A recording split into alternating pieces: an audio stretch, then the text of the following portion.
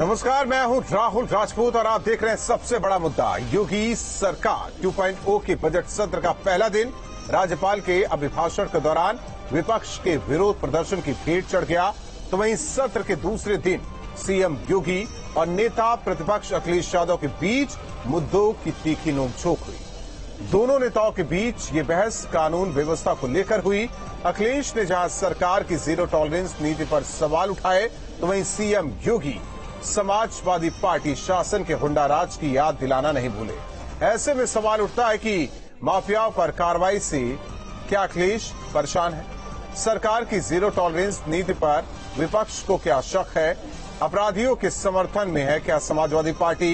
Police की जाति वाले मामलों पर क्या सरकार घिरी? महिला सुरक्षा पर किसके दावे में कितना दम? इन्हीं सवालों के साथ मेहमानों से करेंगे चर्चा, लेकिन उससे पहले एक रिपोर्ट। विधानसभा सत्र का दूसरा दिन काफी हंगामेदार रहा। मैडम गवर्नर यहां पर स्पीच दे रही थी, उसी दिन अखबार में, कल के ही अखबार में और परसों की घटना, जहां पर एक 19 साल की बेटी के साथ दुष्कर्म हुआ। ये भारतीय जनता पार्टी की सरकार है। यहां अपराधियों के बारे में ये नहीं कहा जाता कि लड़के हैं गलती कर देते हैं। अखिलेश ने पुलिस प्रशासन के खुले झूठ पर सवाल उठाए, तो उस पर भी योगी का जवाब आया।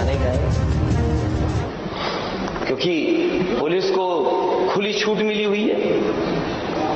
सिद्धार्थनगर में घर में जाकर के पुलिस पकड़ने की कोशिश करती, नहीं पकड़ पाती है, या मां उसको छुड़वाने आती, मां को गोली मार दी जाती। और उस घटना को क्या रूप दे दिया गया,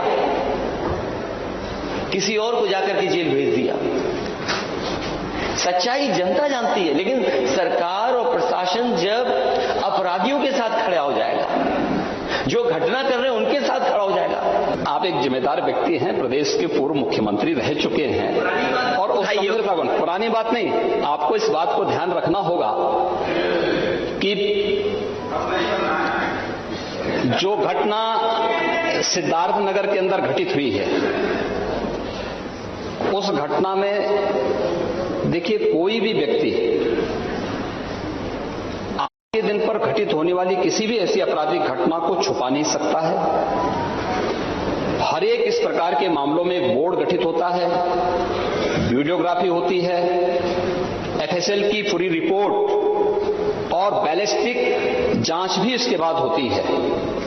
और उस सब में ये तथ्य सामने आए हैं कि पुलिस की गोली से नहीं, बल्कि एक अवैध असले से वो हत्या हुई है। दोनों के उसमें अंतर होता है, और एक जिम्मेदार पार्टी से होने के नाते आपको जब सदन में इस प्रकार की बात करते हैं, तो कोई ऐसी बात नहीं बोलनी चाहिए जो एक फोर्स की और पुलिस बल के मनोबल को तोड़ने वाली हो।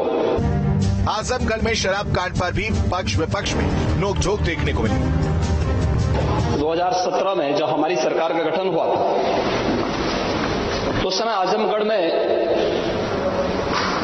जहरीली शराब से कई मौतें हुई थी,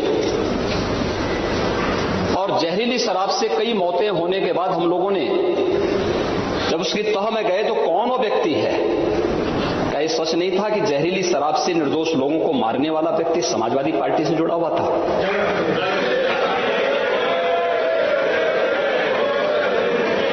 हमारे पास उसके पूरे तथ्य हैं, पूरे प्रमाण हैं,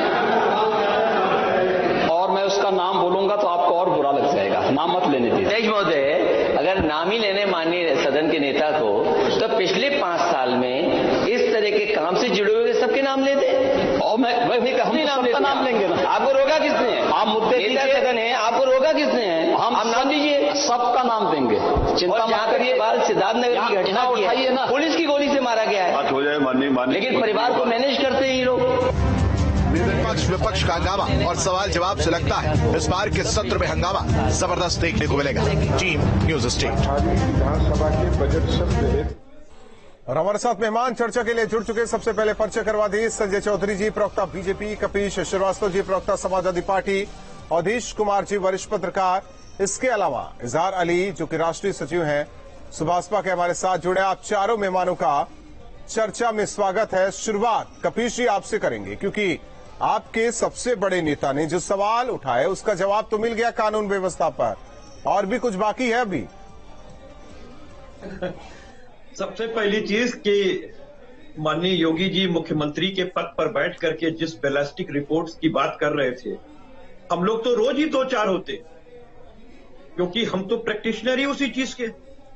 मैं तो ये कह रहा हूं कि जो पुलिस एजेंसी है जिसने ये हत्या की, जिस पर ये आरोप है, जांच किसने की, बैलिस्टिक की जांच किसने की, फोरेंसिक किसने की? सीबीआई को दिया क्या? किससे आपने जांच कराई? तो कातिल को ही आप मुंसब बना रहे हो, और वो भी सदन के बीच में खड़े होकर के आप कह रहे हो। कैसे टेम्पर्ड होती है गोलियां, कैसे बदली जाती हैं? ये क्या किसी से छुपा हुआ है क्या? कोई जानता नहीं है क्या कि जब पुलिस अपनी में गोली चलाती है तो पुलिस अपनी बैलिस्टिक रिपोर्ट देगी? पुलिस नहीं देगी। यहां तक कि मुर्दे के ऊपर मार करके दूसरे गन से, और उसके बाद दूसरे गन की चीजें ली जाती है, और वो भी छोड़ दीजिए, उसकी भी जरूरत नहीं, क्योंकि पुलिस खुद ही मुंसब बन जा रही है जिस पर आरोप है, और आप कह रहे बैलिस्टिक ये आ गया। अरे किस चीज की बचत ले रहे? जहां चश्मदीद गवाह है, जहां परिवार का सीधा आरोप है, वहां योगी सरकार आज अपने पुलिस प्रशासन के साथ खड़ी हो रही है, न्याय के साथ खड़ी नहीं हो रही है। यही दुखद स्थिति है। पुलिस प्रशासन बलात्कार कर रहा है, और बलात्कार के बाद दर बलात्कार कर रहा है, ग्रुप बलात्कार कर रहा है, और आप कह दें कि नहीं साहब वो तो जांच आ गई, वो तो हैबिचुअल है, वो तो जुआ फाउंड नहीं हुआ। आपको याद है ना कि हाथरस के अंदर जो बिटिया मरी, जिस तरीके से उसके साथ बलात्कार किया गया, जिस तरीके से उसकी हत्या की गई, यही एडीजी लॉ एंड ऑर्डर थे प्रशांत कुमार जी, जिन्होंने क्या कहा था कि बलात्कार नहीं हुआ है, पेनिट्रेशन नहीं हुआ है। और जब सीबीआई ने जांच की तो क्या हुआ? पता चल गया कि वही नामित लोग हैं, और वही उन्हीं लोगों पे चार्जशीट आई। फिर योगी सरकार ने माफी मांगी क्या? लकान तो लगाई थी इलाहाबाद की खंडपीठ ने, लखनऊ की, तो उस पर क्षमा याचना कब करेंगे योगी जी? और मैं तो ये पूछना चाहता हूं कि भैया ये अजय मिश्रा केनी वाला क्या मामला है? बुलडोजर आपका 0 टॉलरेंस पे चलेगा कि नहीं चलेगा? ठीक। और ये जो 5-5 हत्याएं हो जा रही है, हो गए सवाल आपके, 3-3 हत्याएं हो जा रही है, संजय चौधरी जी से जवाब ले लें। तो आप कहते हैं कि लॉ एंड ऑर्डर बड़ा बढ़िया। संजय चौधरी जी, अब law and order Samajwadi party के हिसाब से ही चलनी चाहिए, गोरखपुर की यानी कि जो सवाल अखिलेश यादव ने उठाया, अगर उसका जवाब मिला तो उससे भी संतुष्ट नहीं है समाजवादी। मैं तो पूछ रहा देखिए, हूं मुझे लगता है कि सरकार के जवाब से क्या संतुष्ट होंगे जब उत्तर प्रदेश की जनता ने लोकतांत्रिक माध्यम से इनको पूरे 5 साल का जवाब दे दिया। जनादेश का बुलडोजर समाजवादी पार्टी पर चल चुका है। इसके बाद भी अगर समाजवादी पार्टी और उनके नेतृत्वकर्ताओं की आंखें नहीं खुल रही हैं, तो मुझे लगता है कि वो मुगालते में जी रहे हैं, और मुगालते में ही उनको जीना चाहिए। लोकतंत्र में सबसे बड़ी अदालत जनता की अदालत। जनता की अदालत का निर्णय सबके सामने है। जनता ने दूध का दूध और पानी का पानी कर दिया है। मुझे लगता है कि राज्यपाल के अभिभाषण पे, जिससे उत्तर प्रदेश के भविष्य का निर्धारण होना है, नई योजनाओं का बनना है, ये नया सदन बना है, तो एक जिम्मेदार विपक्ष के नाते उत्तर प्रदेश की जनता की बातों को ले जाकर उनके भविष्य के निर्धारण के लिए सरकार के साथ में आना चाहिए। लेकिन अभी भी पुरानी घिसी पिटी बातों के आधार पर सरकार को घेरने का जो ये दावा करते हैं वो बिल्कुल सतही है। मुझे लगता है कि जनता से सरोकार समाजवादी पार्टी का हट गया है, इसीलिए अविश्वसनीय बात कर रहे हैं जिसका कोई आधार नहीं है। उत्तर प्रदेश की सरकार को जनादेशी केवल और केवल इस कारण मिला कि उत्तर प्रदेश की सरकार ने अपराधियों पर, अपराधियों के साथियों पर, उनके संरक्षणदाताओं के खिलाफ जितनी कठोरतम कार्रवाई की है वो उत्तर, लेकिन अखिलेश यादव के मन मुताबिक जवाब नहीं मिला, इसी वजह से समाजवादी पार्टी के नेता सवाल उठा रहे हैं। देखिए, जनता ने जवाब दे दिया, उस जवाब जी से ABCD का जवाब नहीं मिला। मुझे आप बताइए, से बड़ी अदालत कौन है? एक इनका SSP आज तक फरार है, उसने महोबा के अंदर जो है एक तिवारी जी की हत्या की, और ऐसे व्यापारी जिससे 6 लाख रुपए रैंसम मांगे, वो व्यक्ति आज तक नहीं गिरफ्तार कर पाया। आपके कानून व्यवस्था में है, मुझे लगता है कि नहीं है। दूसरी चीज मुझे आप बताइए, कानपुर चलने वाली मामले में और 25 लाख रुपए की रैंसम है, वो पुलिस ने अपने जनादेश शेखर यादव की जो इनके विरुद्ध किया है के मामले में की परिणति यही है। आप बताइए, ठीक है, जरा आप दोनों शांत हो जाइए। इजहार अली जी, भ्रष्टाचार के इजहार अली जी, जो सदन में हुआ, जाहिर तौर पर हालांकि सवाल जवाब होते हैं सदन में, ये एक अच्छी चीज है, और जिस तरीके से कानून व्यवस्था को लेकर सवाल उठाया गया, लेकिन सवाल पुलिस बल को लेकर नहीं उठाया जाना चाहिए। कानून व्यवस्था को लेकर सवाल उठाइए, पुलिस के मनोबल को तोड़ने की कोशिश नहीं होनी चाहिए, सरकार हो, विपक्ष हो या दूसरे दल हो।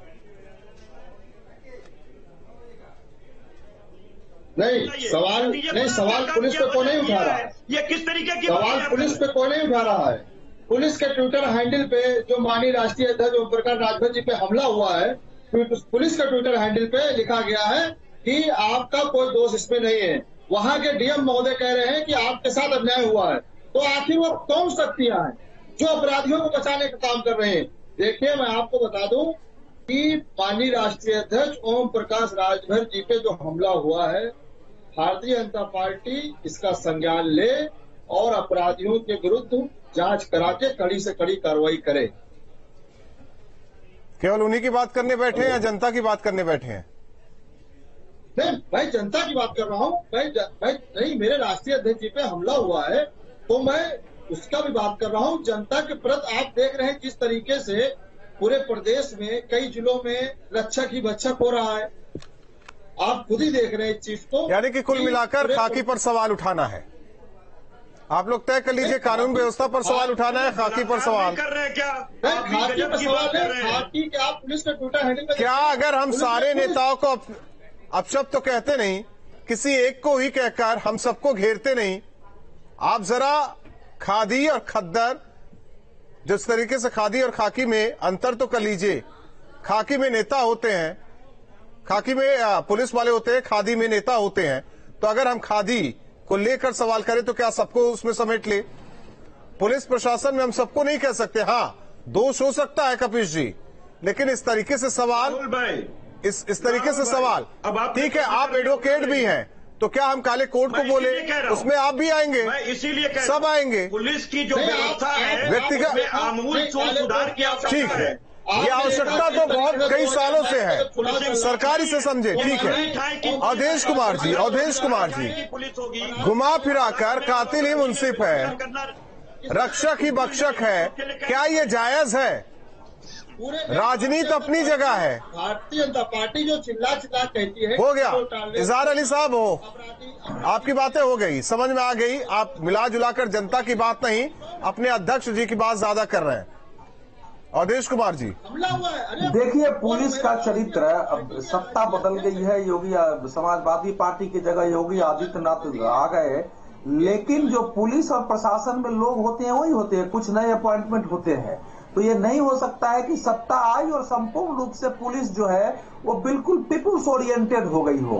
पुलिस का चरित्र हम सब लोग जानते हैं, उसमें जो अच्छे परिवार के हैं, संस्कार से काम करते हैं, लेकिन आम तौर पर हम लोगों ने देखा है कि पुलिस की मिली भगत से अपराध होते हैं, अपराधी छूटते हैं, पुलिस जो है कैसे घूस लेती है, भ्रष्टाचार, ये सब हम लोगों ने देखा है। तो एक तरफ से ये दूर हो गया हो, ये मैं नहीं मानता हूं। लेकिन इसका दूसरा पक्ष है कि जो अखिलेश यादव जी का शासनकाल था 2012 से 17 और जो 2017 से 22 योगी आदित्यनाथ का सरकार था, उसमें अपराध और अपराधियों को लेकर माहौल क्या था, ये देखने की जरूरत है। क्या योगी आदित्यनाथ की सरकार में ये माहौल नहीं था कि अपराध अगर कोई करेगा तो वो बचेगा नहीं? ये माहौल नहीं था? क्या अपराधियों के खिलाफ कार्रवाई नहीं हुई? और मैं तो ये कर रहा हूं, मैं चुनाव में 3 महीने यूपी में घूम रहा था जी। अगर कानून और व्यवस्था मुद्दा नहीं होता तो योगी सरकार के लिए चुनाव जीतना मुश्किल था, ये अखिलेश सरकार वापस आ जाती। लोग यही तो कह रहे थे कि हमारे यहाँ का विधायक अच्छा काम नहीं किया है, लेकिन समाजवादी पार्टी की सरकार आ जाएगा तो फिर अपराध हो जाएगा, फिर गुंडागर्दी हो जाएगा। तो ये जो माहौल जनता के मन में था कि इस सरकार ने अपराध कम किया है, इस सरकार में गुंडागर्दी कम हुई है, अपराधियों के खिलाफ कार्रवाई हुई है, यह एक सच था और धरातल पर दिखता था।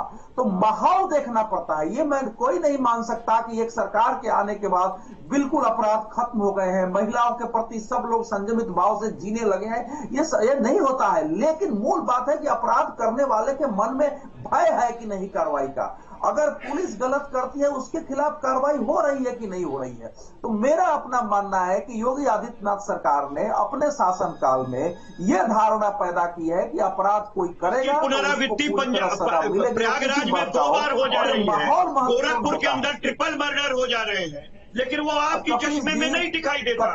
और इसी सरकार ने 2018-2019 का एलसीआरबी का आंकड़ा नहीं जारी किया, इसी सरकार ने 2021-2022 का जारी नहीं किया, और मात्र 3 साल के अंदर जो कोरोना काल चला उसके आंकड़े जारी करके आप 2022 कपिल जी मेरे पास आंकड़े भी है, मैं आपके तथ्यों को काट सकता हूँ। मुझे वो भी दिन याद है जब समाजवादी पार्टी ने महिलाओं को बलात्कार करके उनको मार के और पेड़ों से टांग दिया जाता था। बदायूं की घटना भूल गए हैं।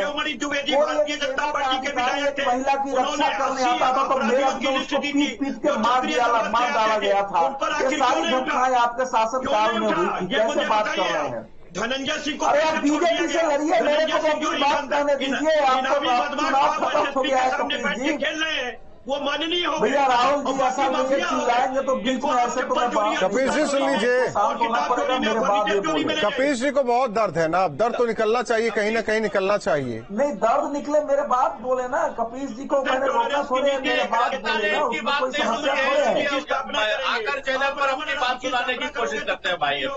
हाँ, जैसे सड़क पर अखिलेश यादव नहीं निकलते और सदन में बात सुनाते हैं, वैसे कपिल जी भी सुना देते हैं चैनल में बात।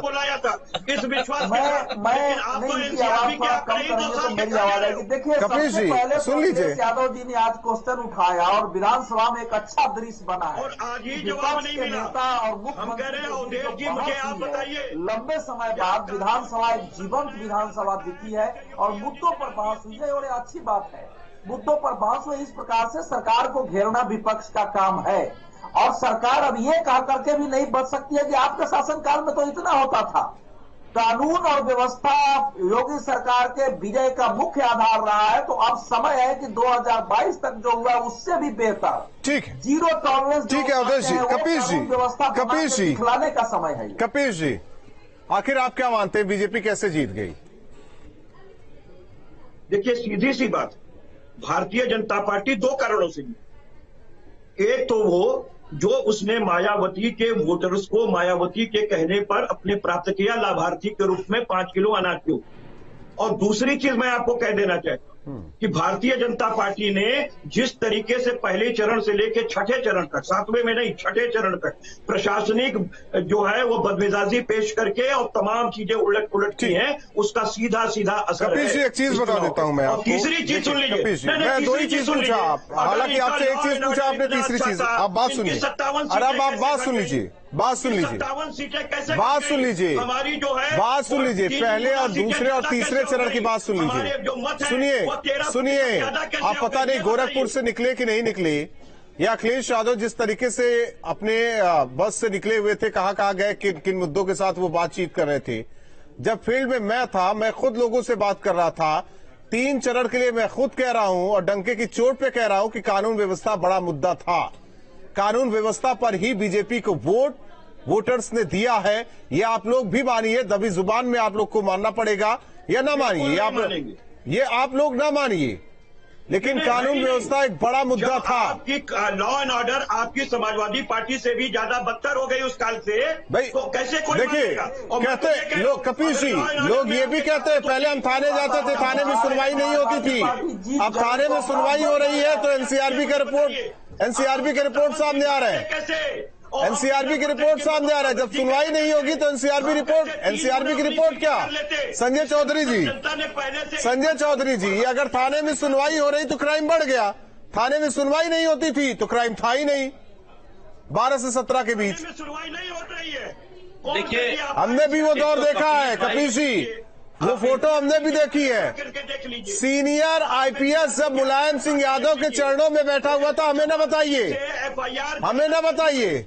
अखिलेश यादव खुद कहते थे कि किसी भी सरकार का पहला चेहरा पुलिस प्रशासन होता है, और आज उसी पुलिस प्रशासन पर सवाल उठाए जा रहे हैं। हमें न बताइए कपिल जी। 365 दिन मैं कचहरी में ही रहता हूँ। कचहरी में बीजेपी का कोई नेता ये नहीं कहता कि लड़के हैं गलती हो जाती है। ठीक है, संजय चौधरी जी, पहले तो रिपोर्ट दर्ज नहीं होती थी, एनसीआरबी के आंकड़े क्या आएंगे? अब रिपोर्ट दर्ज हो रही है तो आंकड़े बहुत है, क्राइम बहुत है। राहुल भाई, एक आपसे रिक्वेस्ट है कि आप जैसे होटल में ढक्कन लगाया जाता है, वैसे एक ढक्कन खरीद के कपीश भाई के मुंह पे जरूर लगा दिया कीजिए, क्योंकि ये दूसरे की सुनने में विश्वास नहीं करते। भैंस के आगे बीन बचाओ, भैंस खड़ी पहुरा है, तो ये किसी की सुनते नहीं है। मुझको लगता है कि इनका या तो कान नहीं है, केवल बोलते रहते हैं। मुझे लगता है कि अगर मेरी बात नहीं सुन रहे, आपकी बात नहीं सुन रहे, तो मैं गुजारिश करता हूं कम से कम जनता की बात तो सुना करें। देखिए, लोकतंत्र की बात तो नहीं स्वीकार करते। उत्तर प्रदेश में 5 साल में कोई दंगा नहीं हुआ, उसको स्वीकार नहीं करते। उत्तर प्रदेश का बजट का साइज डबल हुआ, ये उसको स्वीकार नहीं करते। ये केवल और केवल वही बात करते हैं जिन्हें जनता तिरस्कार करके हटा देती है। परिभाषा बताइए, आपके शासन काल में जितने दंगे हो रहे पूछ रहा हूँ आपसे कि दंगा की परिभाषा बता दीजिए। की गोद में बैठे हुए थे। उत्तर प्रदेश में एक भी दंगा की परिभाषा बता दीजिए, सेक्शन बता दीजिए। पकड़ के जेल में बंद कर दिया जाना। बताने के लिए तैयार नहीं है। दंगाई मानसिकता के लोग हैं। मुजफ्फरनगर दंगे के अंदर अभियुक्त मुख्य अभियुक्त भारतीय जनता पार्टी के, जिन पर से आप मुकदमे उठा रहे थे, जिन पर से आप मुकदमे उठा रहे थे। गोधरा दंगा आपके सर पर लदा हुआ है, जिसमें आपने 3000 लोगों का कत्लेआम कराया था। और गोधरा दंगा तो आप ही का कराया था। इसीलिए अटल बिहारी वाजपेयी जी क्या सिखा रहे थे, नरेंद्र मोदी जी को क्या सिखा रहे थे? राजधर्म सीखिए, राजधर्म सीखिए। लेकिन बेचारे कहते कहते नहीं लगे, लेकिन राजधर्म आज तक भारतीय जनता पार्टी सीख नहीं सकी है। आज भी भारतीय जनता पार्टी दंगेबाजों की पार्टी है। आप जहाँ विपक्ष में होती है वहाँ दंगे कराती है, जहाँ विपक्ष में होती है वहाँ सकारात्मक रूप से विपक्ष का काम नहीं करती। आज इसीलिए मैं ठीक है, इजहार अली जी, जनता की बात करेंगे। सदन में साथ नहीं दे रहे आप लोग, समाजवादी पार्टी है तो सहयोगी दल आप लोग, कम से कम साथ तो दीजिए अखिलेश यादव का। इससे बड़ा उदाहरण उत्तर प्रदेश हम लोग आपको बताया, हम लोग 365 दिन और 24 आवर जनता के हित में ही काम करने के लिए तत्पर रहते हैं। लेकिन अगर प्रदेश में कहीं पे भी अगर अच्छा काम होगा बिल्कुल उसका सम्मान किया जाएगा। लेकिन अगर कहीं पे जनता के प्रति अगर उसके हानि काम होगा तो उसका विरोध किया जाएगा। कहीं आप जिस तरीके से देख रहे हैं कि पूरे प्रदेश में जिलों में किस तरीके से हत्याएं हो रही है, किस तरीके से लाइन ऑफ ऑर्डर बिगड़ा हुआ है, किसी के भी हमला बोला तो है ही नहीं आपके नेता ने सदन में। कैसे मान ले कि सुभाषपा को लगता है कि लॉ एंड ऑर्डर बिगड़ा हुआ है? अब लाइन ऑर्डर हमसे ज्यादा कोई जीती जागती मिसाल है। वो एक जनप्रतिनिधि अपनी क्षेत्र में जाता है, फिर आप आगे उसी बात पे, आप फिर आगे उसी बात पे। नहीं, आप पूछ रहे हैं ना, तो मैं बता रहा हूँ। एक ही उदाहरण है आपके पास? नहीं, एक नहीं, कई उदाहरण है। तो दीजिए ना दूसरा उदाहरण। नहीं, आप अपने अध्यक्ष साहब का उदाहरण क्यों दे रहे हैं बार बार? दीजिए दूसरा उदाहरण। पूरे प्रदेश में इसे रक्षक ही बक्षक, ठीक है, फिर रक्षक बक्षक, फिर रक्षक और बक्षक, ये आपकी व्यक्तिगत टिप्पणी है पुलिस प्रशासन को लेकर। बहुत बहुत धन्यवाद आप चारों मेहमानों का हमारे साथ जुड़ने के लिए। तो कानून व्यवस्था पर जिस तरीके से सवाल अखिलेश यादव ने उठाए, नेता सदन यानी कि मुख्यमंत्री योगी आदित्यनाथ ने उसका जवाब दिया। फिर भी समाजवादी पार्टी के नेता अब भी कह रहे हैं कि हमें जवाब नहीं मिला। जवाब नहीं मिला तो सड़क पर निकलिए, जनता के बीच जाइए, समझाइए, लेकिन वो भी नहीं हो पा रहा है समाजवादी पार्टी के नेताओं की तरफ से। और इसीलिए सहयोगी दल नसीहत दे रहे हैं कि आप बाहर निकलिए अखिलेश यादव जी, एसी का मुंह छोड़ दीजिए, कार्यकर्ताओं से मिलिए, जनता के बीच जाइए, तभी आपकी बात सुनी जाएगी। सबसे बड़ा मुद्दा में आज के लिए बस इतना।